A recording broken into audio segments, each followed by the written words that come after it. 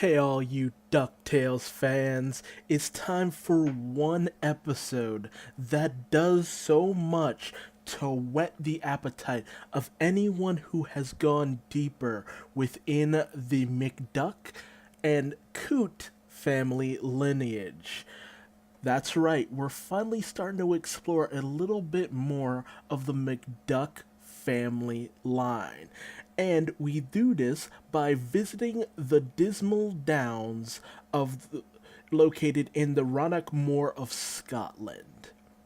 This is DuckTales, episode 21, titled The Secret of Castle McDuck.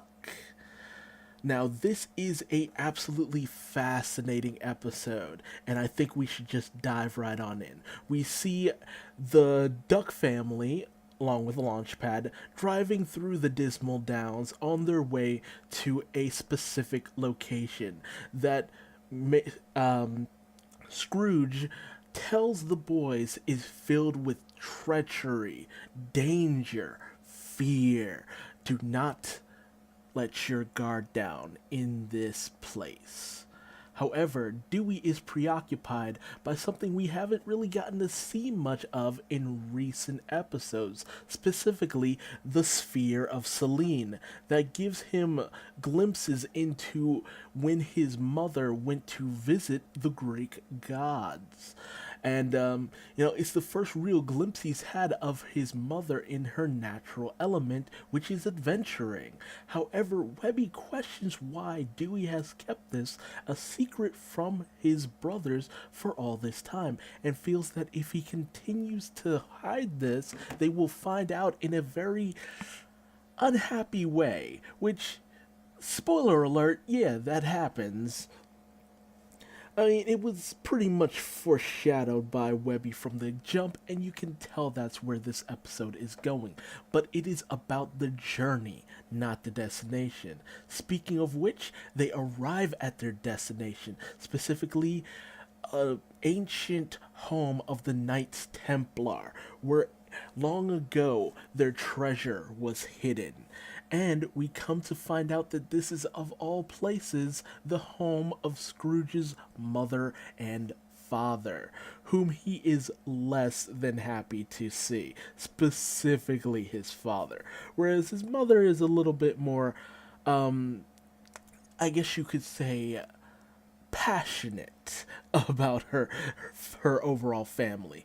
We find out that they have managed to live this long, considering Scrooge is ancient beyond ancient. They are more ancient than dirt, as in order to keep the castle, safeguarded, I guess, used some ancient runes to keep it protected, and in doing so, made his mother and father immortal, which, at least explains away that. But there are a few other questions that kind of arise as well.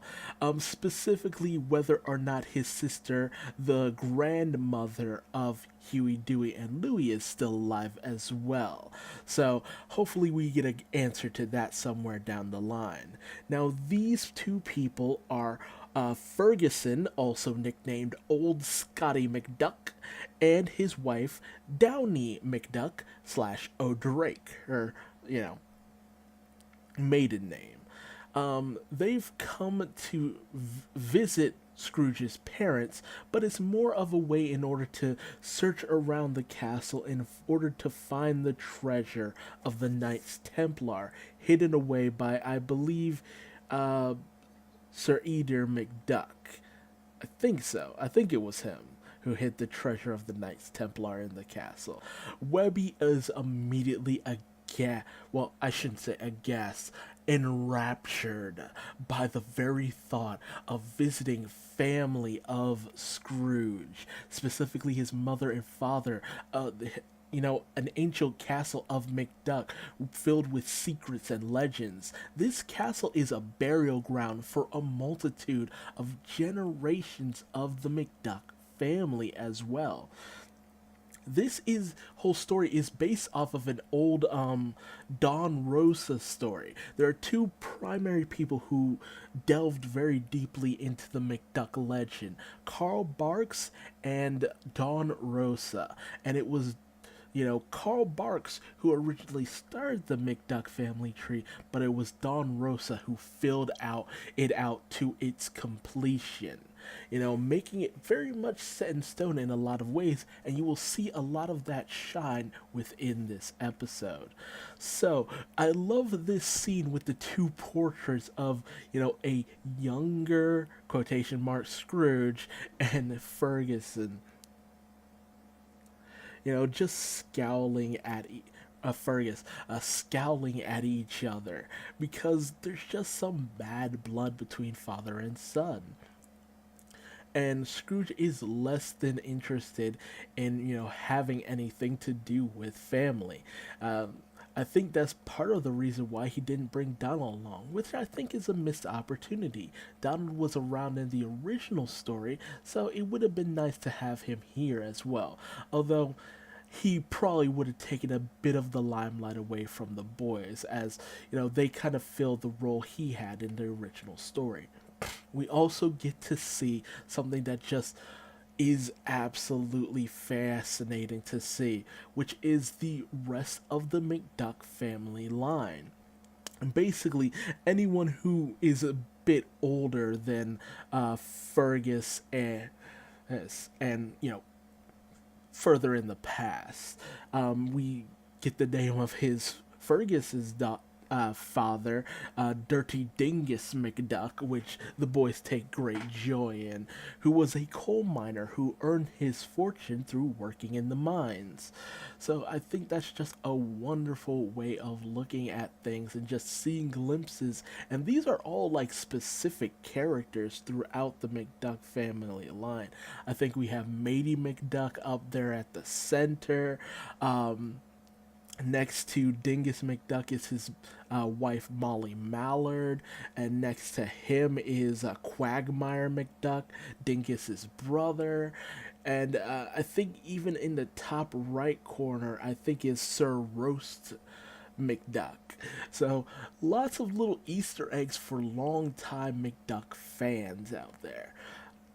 The boys even run into a picture of Donald looking as dapper as can be, and in their laughter they knock over the picture and discover a note, written very much in the handwriting of their mother.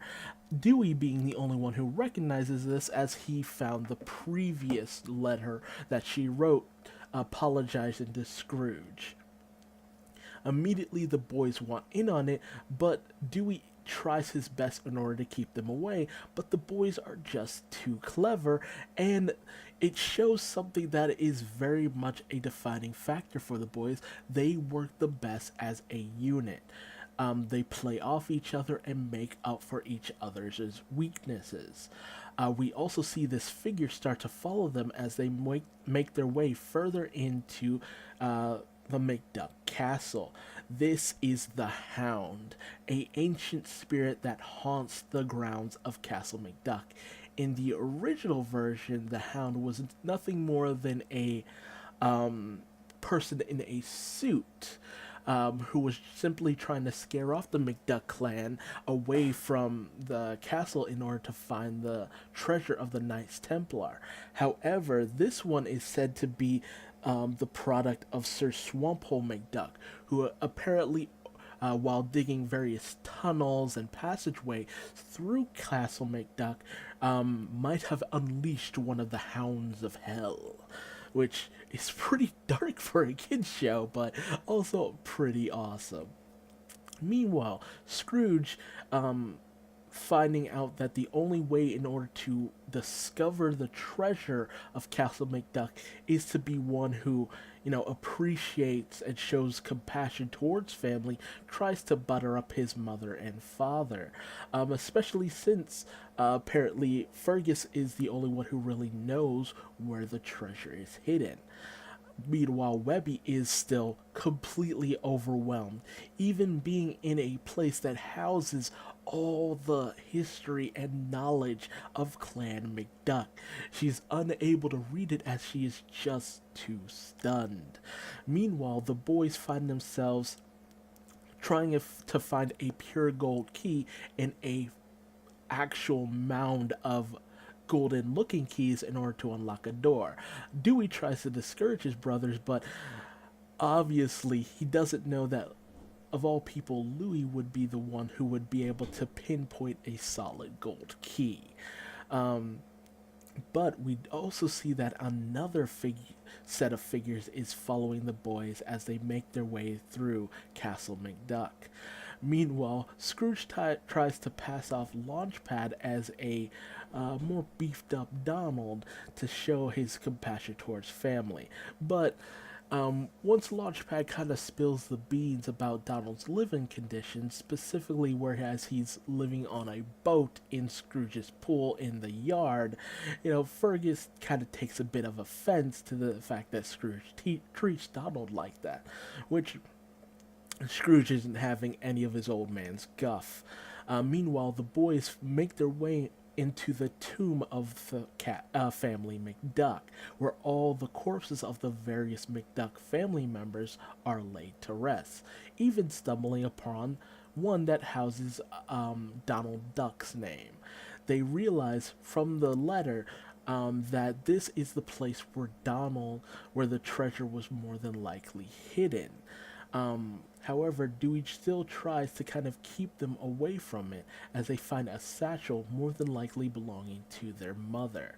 However, they are set upon by the Hound and try to barricade themselves within Donald's tomb. And as they try to formulate a plan that involves destroying the jacket and scarf that they found, Dewey ends up revealing that it is the belongings of their mother. Meanwhile, Fergus tries his best to discourage Scrooge from going further into the, catacombs, with Scrooge being very much unwilling to listen and getting himself lost further within the Castle McDuck. Meanwhile, as they, try their best to hold off the Hound, Huey just lets it rip into Dewey, saying that, she's our mom. How dare you keep this from us? And I love the animation in this particular scene. Lots of nuanced movements and just beautiful gestures done here. It's just they did an excellent job on this one scene in particular. The atmosphere, the tone, the heaviness of the situation. You can tell that Huey is just absolutely livid with his brother. But more than that, more than Huey's anger, is Louis' sadness. And he makes it very clear that not telling them about the fact that he has info on their mother is not okay. It really kind of shatters Louis to a certain degree that Dewey would keep this from them. And this moment, in and of itself, is probably one of the most heartbreaking moments in this entire series to date. And I love it. However, it's broken up with the Hound managing to make its way into the crypt. The boys manage to dodge its snarling teeth and slashing claws and go in 3 separate directions, with the Hound unfortunately following Dewey, of all people. Meanwhile, Scrooge does manage to find his way to the crypt of the Knights Templar, where the treasure should be held. Scrooge scoffs at his father's request to help him, saying that he never needed his father's help to begin with, pointing to his number 1 dime, which he feels that he earned himself. Fergus, however, tells a different story, saying that it was because of Fergus that Scrooge got his number 1 dime. Scrooge recounts the fact that he earned it by, scraping off the boots of a ditch digger who bestowed the American dime upon Scrooge. However, we find out it was Fergus who gave the dime to the ditch digger to give to his son in order to, learn the values of hard work. And he was trying to instill some morals, and because they were so poor, he wanted his son to walk down a more, you know earnest and hard-working path in life. And Scrooge took to it so hard that, he was so far out just earning his fortune that Scrooge kind of forgot about his family to a certain degree. And that's a very notable thing even in the comics that, past a certain point, Scrooge just kind of up and left Scotland and his family altogether. Something that, you know, kind of embittered Scrooge's sister, Donald's, grandmother. I mean, Donald's mother. I keep forgetting because of the whole way their ages work. Hortense absolutely does not want anything to do with Scrooge because of his miserly and angry ways. So there's a lot of bad blood within the McDuck family line because of the way that a lot of them kind of are. But it's very beautiful to have this kind of touching moment between father and son. And when they both go in for a hug, they step on these two levers that open up the tomb of the Knights Templar and reveal this chest where the treasure should be, but they find a note written by, of all people, Fergus's father, Dirty Dingus, basically chastising his son for wanting what he refers to as a handout and an easy way out of hard work, which Fergus displays a very similar tone of hatred and malice towards his father as Scrooge kind of saw in himself. So, a nice little end cap to that little venture. However, that does not divert from the fact that Dewey is still in mortal danger, and he is only saved by the timely intervention of his brother who's trying to fend off the Hound, saying that, he's too important to them for them not to just kind of get over their feelings and want to help him out. And as they try to scare off the Hound the best they can, the ghosts of the previous members of Clan McDuck stand revealed, ready to help them scare off the Hound.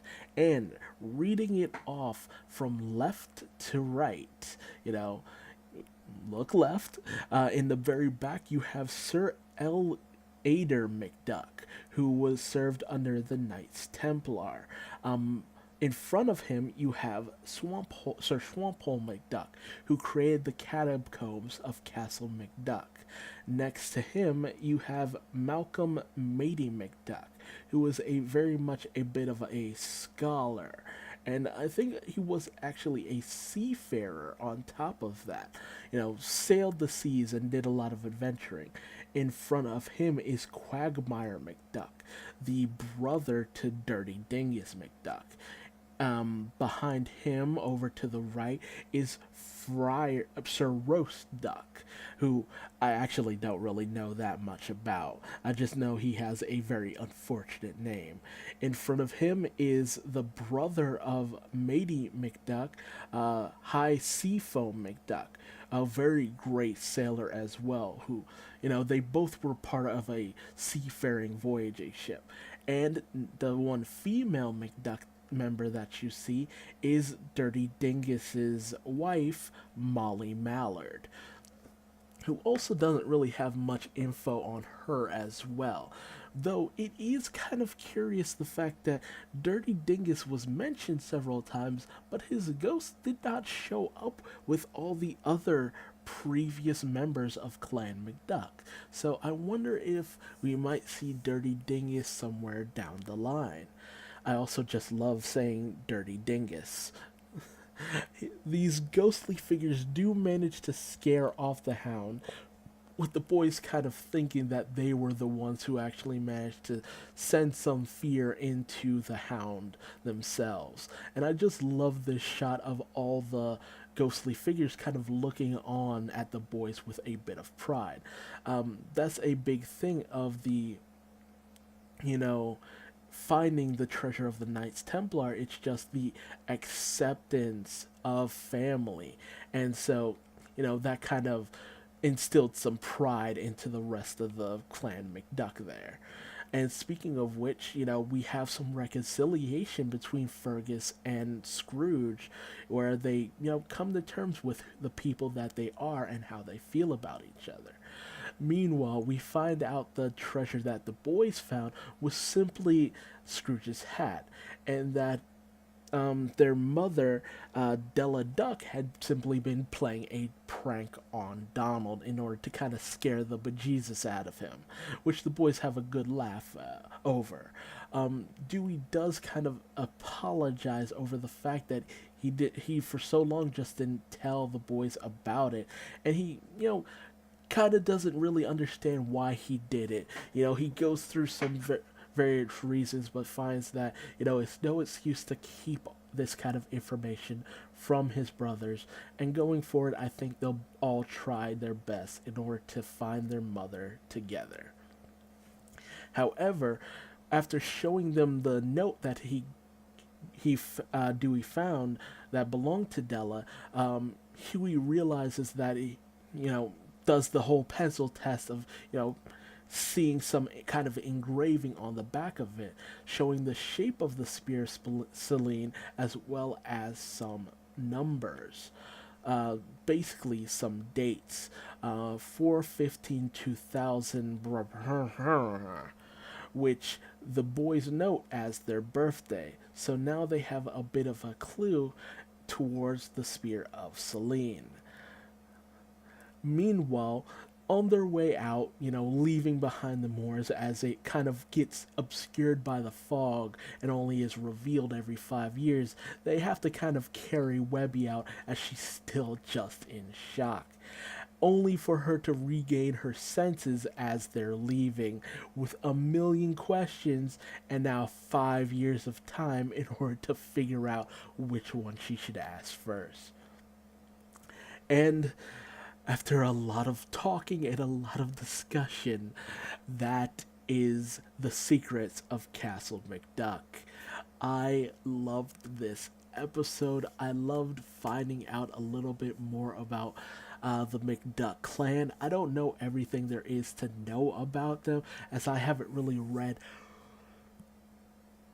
the Carl Barks and Don Rosa's stories, as they're a little hard to come by, but it was just great having something that really went a little bit further into this family line.